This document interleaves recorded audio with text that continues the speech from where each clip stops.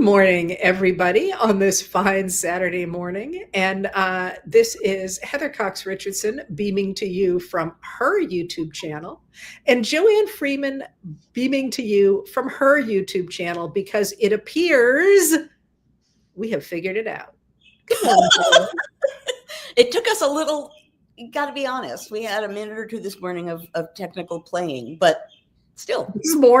This morning, like never in any other morning, right? Oh no, exactly. But you just were so triumphant, like we figured it out. It's like, well, a lot of people don't know about your YouTube channel, which we always forget to talk about, because we don't necessarily integrate them terribly well. And really, in a way, it isn't really worth being here today because nothing happened this week.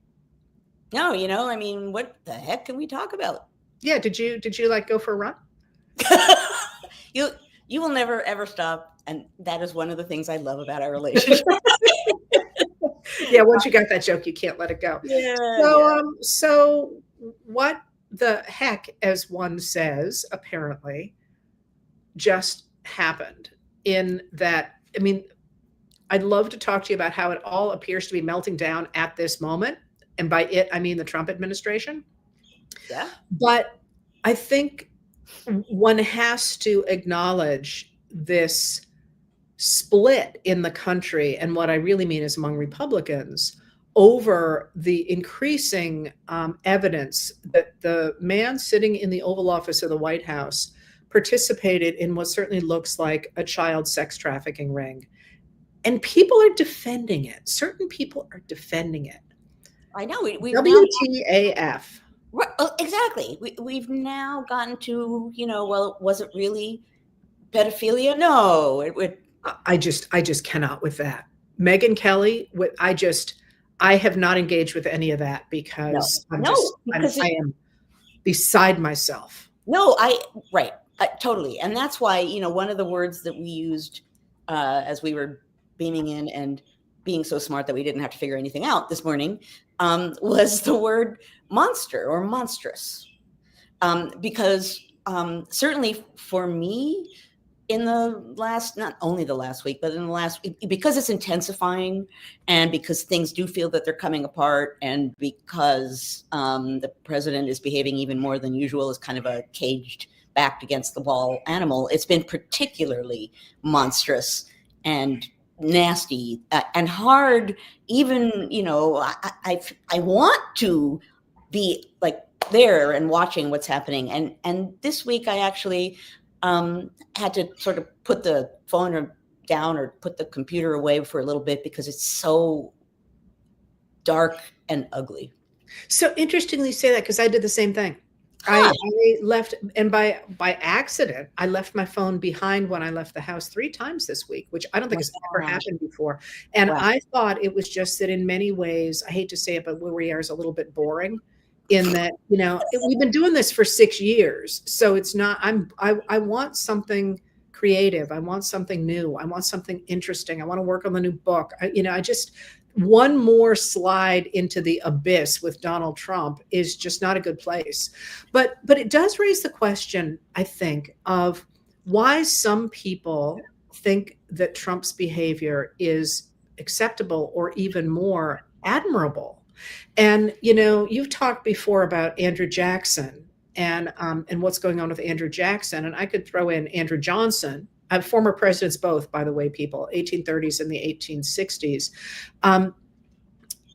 Why do you think that and people gravitated toward both of them, but especially toward Jackson, right? Not so much in spite of his behavior, but because of it. No, exactly. And that's the thing that is particularly striking to me, is that he basically, in a way, maybe not quite as blatantly as I'm going to state it here, but he campaigned. I mean, his public persona was... Which he? Oh, I'm sorry, my Andrew, not your Andrew. Andrew Jackson. Andrew Jackson had this persona as, the guy who won the Battle of New Orleans, a fighter, a soldier, he killed a zillion men in duels, which he didn't, but he did fight a good number of duels. I think the legend has like 100 duels. He didn't fight 100 duels, but he is a guy who, killed the whole passel of Seminoles. I was going to say in Florida, he massacred diplomats as well as Native Americans. And then let's not even start with the Indian Removal Act and the Trail of Tears. And as I said, his whole persona of being a guy who was barely containing his rage. And some people loved him for all of that, thought he was like the kind of leader the country needed. You know, there's a reason why he became president when he became president. And that there's like a whole, not I don't want to say cult, because I hate when we use that word and it doesn't have a meaning, but a whole kind of we love the guy ethos surrounding him above and beyond the fact that he was president. And the things that he was being loved for are all of these things that even in his time, you know, people who didn't like him would say, but he's killing people. He's, you know, they would highlight. It's not even us looking back and passing judgment. It's people at the time who understood that these things were problematic, but loved him for it. And I think, first of all, I think that says a lot about his time, right? Because if people at the time are loving him for those things, in some way he is representative of that moment, and people are supporting and voting for what they want, and that's what they want. And that says a lot about that moment in time. Probably also has to do with, you know, I'm a manly man. And, you know, I'm a leader of the sort that doesn't care about convention and does what I want. And I'm a fighter. And in his case means it literally. And if you are an important person who can break the rules or ignore the rules or violate the rules and get away with it, depending on how you're thinking, you could see that as proof that somebody is a leader or elite or above the rest of us. And for some people, that's what they want and need. Well, but that's an interesting way to look at it, because I've always seen it as being sort of a dominance. That is, the people who support an individual like that feel that they have somehow lost out on national power, and they want they want somebody who offers to give them the kind of dominance that they crave. And you can see that certainly with Andrew Johnson as well, who comes from that sort of poor white Southerner trend in American history. The same one that Jackson comes out of, in a way, although Jackson had true money and Johnson didn't. But that idea of I've been left out, and I want something. I want economic security. I want power in the country is one thing. It does interest me, though, that there is this weird thing in the United States that I'm grappling with a lot lately. This idea that if you sign on to something like that, that you are a populist. And populism is this really slippery term that tends to mean you attract people, voters. Masses. Yeah, the masses.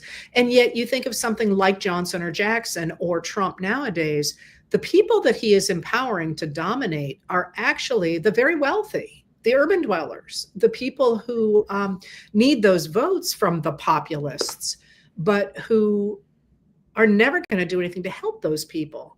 So I don't quite know how to think about populism in this moment. And there's also this weird overlap that you just talked about between this concept of populism. People talk about Trump as a populist, and certainly Jackson and Johnson. But where do we get the idea that poor people, or that people in the countryside are, I'm sorry, I wonder if I'll get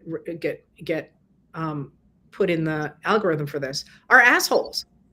You know, that has never been us, right? Are somehow not us, despite the fact that huge, you know, define us. But yeah, that there's a different category of person, right? I mean, maybe you'll get put in the algorithm for saying asshole, but sorry about that. But I mean, it pisses me off as somebody who comes from a small, very small town.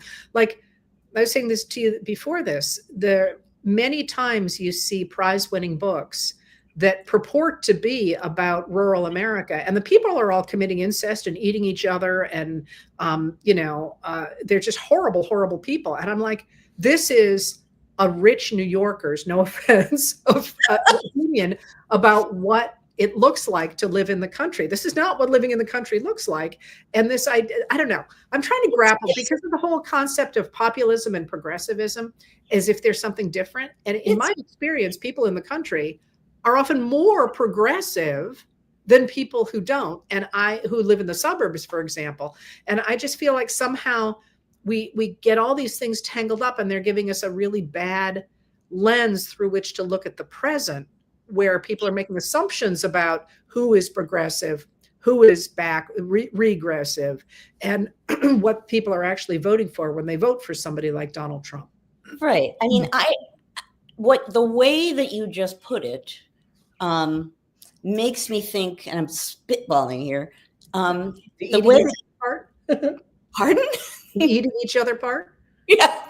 Well, no, but it makes it sound as though populism, and the way that we're framing it here, is performative, and has that performative interest to it, so that it is trying to appeal to the masses in some way, but in a way that ultimately has no roots, has no grounding. It's just painting a kind of a picture that is appealing. The reason why it works, and the reason why it's an ism, is because people they get sucked into that idea, and built into it, as you suggested a moment ago, is an idea of superiority, that if you're going with this person who's depicting things in that way, then you are part of that superior group, that you somehow or other are above the, I'm not going to use the A word, that somehow or other you're gaining, as you put it, dominance or superiority or something. But I wonder if a main difference between populism and progressivism, which is not performative in the same way, has to do with the way in which it's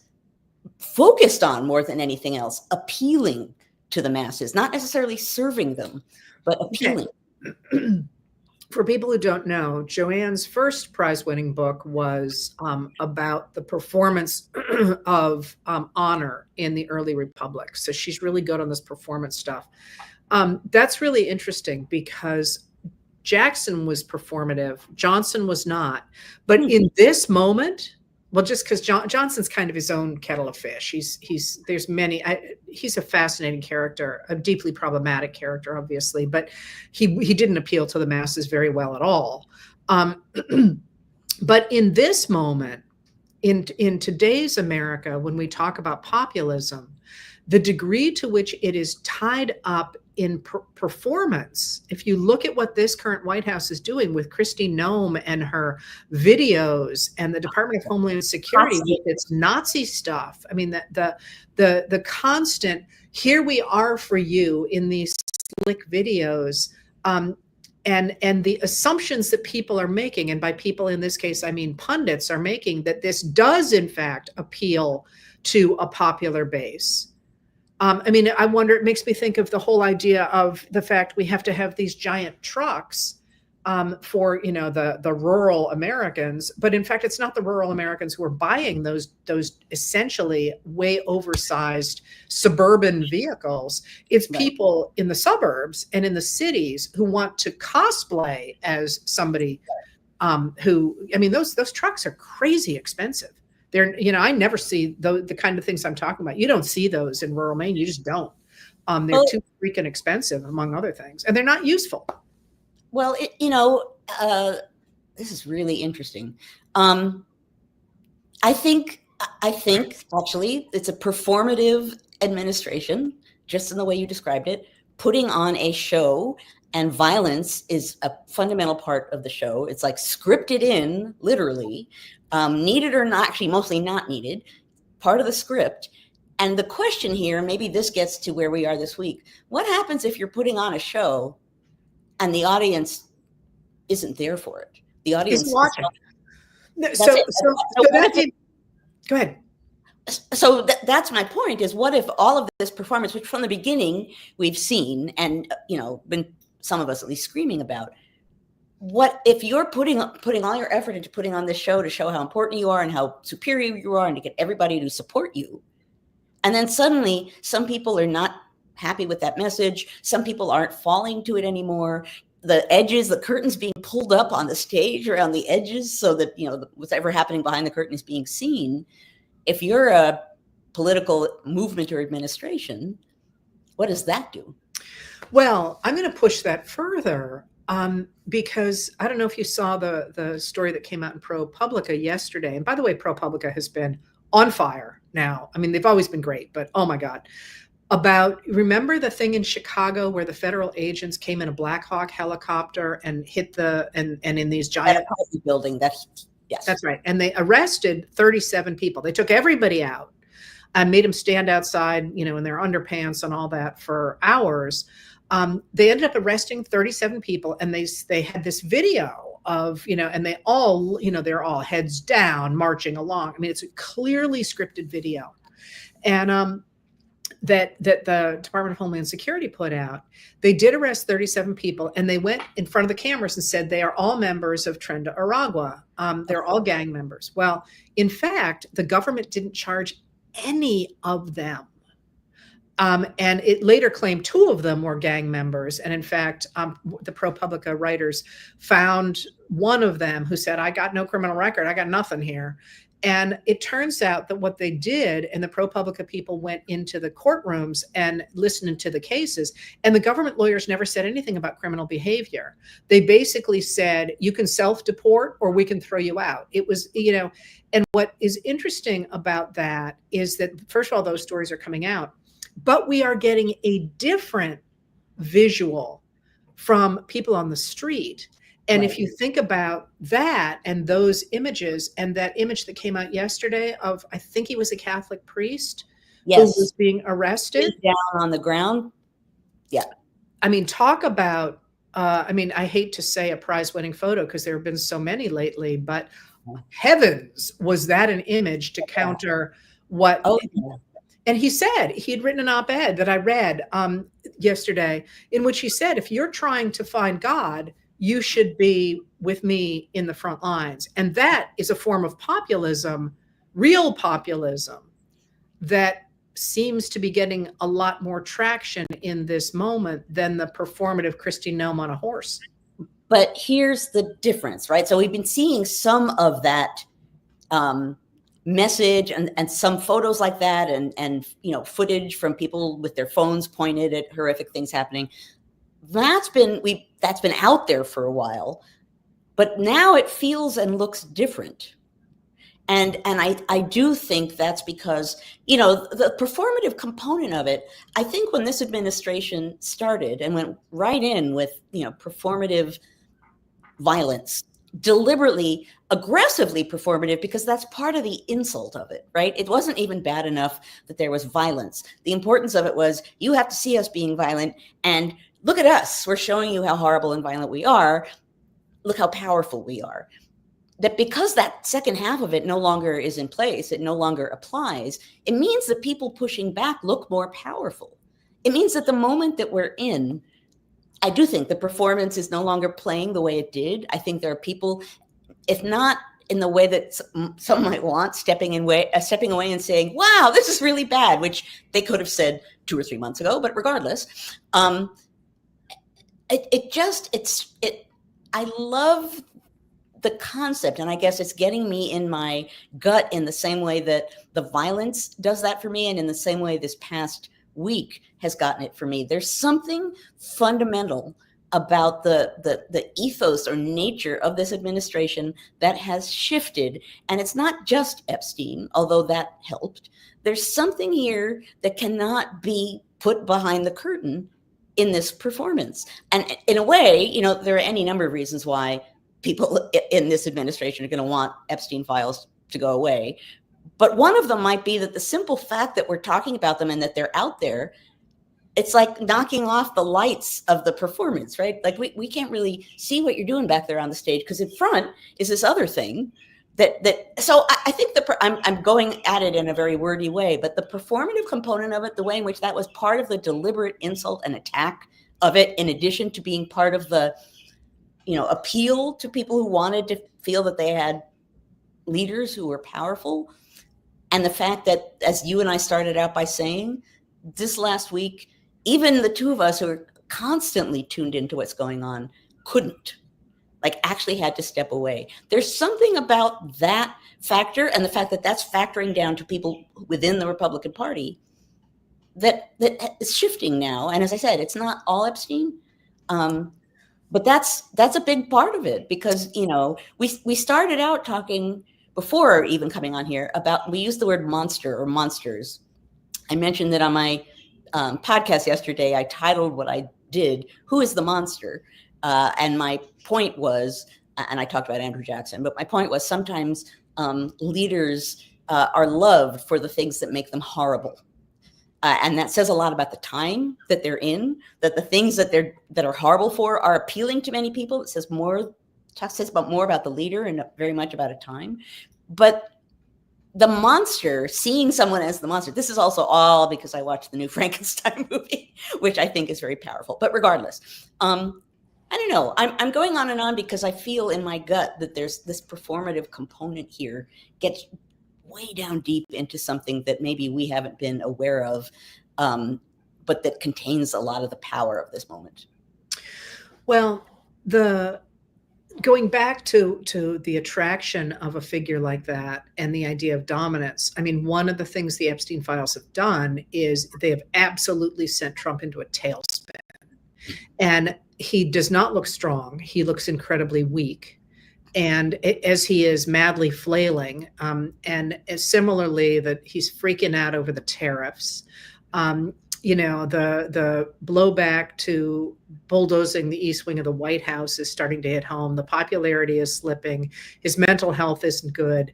It does seem like it's harder and harder to grab hold of him as a dominant figure. Right. But that does, to go back to the populism part of this, and I want control, I want power. I mean, maybe one of the ways, and I think of the original populist movement in the United States in the 1890s at a time very similar to ours, in which not just farmers, everybody thinks it's farmers, it's wage laborers, and it's entrepreneurs who have been shut out of the system by the robber barons come together and they say, we want a fairer system here. And that is the idea of populism becoming progressivism, because that's morphing right into progressivism, which is we want to make things better for people within society and use the government to do that, for sure. And when you see, again, Marjorie Taylor Greene fascinates me because she is a bellwether. She clearly reads the room, and that's what she's doing here. And people are like, you don't have to, you can't believe her. I'm like, she's like Trump. You don't believe them, you watch them. And she is talking about healthcare prices and grocery prices and so on. What's that? And Epstein. And Epstein is not just, there are many layers to Epstein, but one of the reasons I think so many MAGA were so furious about it is it was the symbol of the government protecting rich and powerful people. Mm-hmm. And it does seem in a funny way that now that it is increasingly obvious that the Epstein information does indeed protect those people from every walk of life, that there is the potential for another, or to really not another political realignment, but to push a political realignment toward the people in the progressive way that it did in the past. Certainly feel it just, like I say, I realized when you were talking about a new story and lifting behind the curtain, I did not deliberately use the word boring earlier, but there is an element at which it's like, oh, I'm so over this. It's an old show. It's the same show. It's an old show, and it is time for a new show. It's not just I can't deal with this. I am bored with it. And it's time for a new show with new people, new cast. Or appeal to people with a new power. I think that's absolutely true. And I think thinking about Marjorie Taylor Greene, yes, she keeps talking about the Epstein file, but at least recently, what she's talking about is it's for the women. We have to do this for the women. We have to do this for the victims. So even in her playing at that and pushing at Trump, she's doing it like that's a different show from her, right? It's a different performance from her. I like the idea, and I think I'm going to keep this idea, of using Marjorie Taylor Greene as a kind of thermometer of political ethos. Like, where are we now? Oh, like, look at, she's like really separated from him. Oh, she's focusing on this. Oh, here's where she thinks we are right now. Now, that's fascinating. I think she works really well. And I think that gets us beyond believe her, don't believe her. I don't personally believe anything that she's doing. But the fact that she's doing it is really, really revealing. That's a performance that reveals more than she knows it does. The Marjorie Taylor Greene-o-meter. In my classes, I talked to my students about the Jeffersonometer. Like, how's he doing this week? So we now have a greenometer. Oh Lord, I don't even want to think of what that would look like. Well, I will say it has been a very interesting week, and I think we didn't talk about this. We don't have time now, but I do think it is. You can see a number of people examining the role of the American media. And one of the key things for the rise of the progressive era out of the populists themselves, and then the progressive era, is the rise of new media. And when you think about the coverage that stuff is getting now, from people like ProPublica, who've been here a long time, but they're getting much more visibility, Mother Jones, but also all the people on Substack and all the new independent newspapers, you're seeing stories that I just feel like 10 years ago we wouldn't have seen. So it was easier to control that performance when you didn't have people saying, hey, wait a minute, let's look behind the curtain and look at the fact that, Marjorie Taylor Greene just dumped $140 million into what appears to be a dummy company. But here's the thing, is that we have been seeing some of this stuff for a while, and I realize we're out of time. I'll make it very fast. We've been seeing these kinds of images and getting this kind of story about what's going on for a while. What's different now is there's enough of it that it is a story, right? There's enough of it that there's an it there. It's not just, this is horrible, this is horrible. It's like, this is sustained and horrible and growing. We can see it.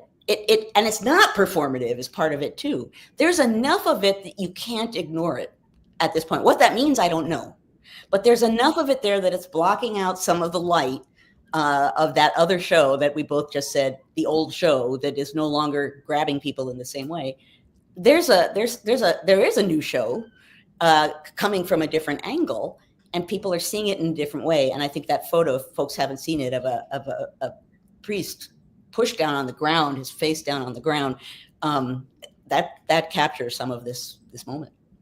Yeah, and it does mean that it's time to write a new story, which I hadn't thought about that, because of course I'm just eaten alive by the fact all I want to do is work on my new book. But I wonder to what degree that is a larger, maybe much wider desire, not just from me, but from a lot of people, to say, we need to turn the freaking change. And I'll close with the thing that you and I both always say, but I want to say it right now. Who can do that change, right? Who are the people who can reach for the leaders they want, focus on the things they want, respond to the things they want? The people. Yeah. Populism and progressivism are both focused on the people. So in this moment, when we're kind of trying to decide what story is playing and how, they're trying to play to us. So we are actually at the center of what's going on right now. And that's worth remembering. Yeah. Well, thank you, Joanne. I'm Heather. Back on the road. Hey, maybe I'll see you tomorrow. We'll talk about that afterward.